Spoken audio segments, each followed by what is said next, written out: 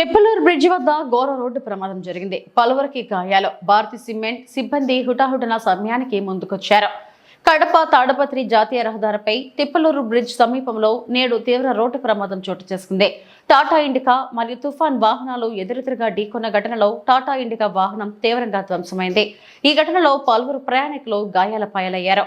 తీవ్ర గాయాలైన బాధితులను చూస్తూ సమీపంలోని భారతీయ సిమెంట్ సంస్థ సిబ్బంది మానవత్వాన్ని చాటుకుంటూ వెంటనే సహాయానికి స్పందించారు.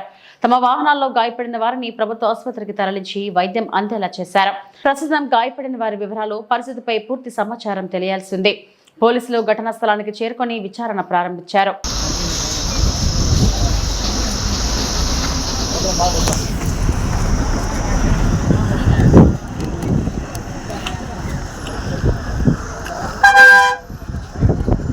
జునుజ్ అయిపోయింది.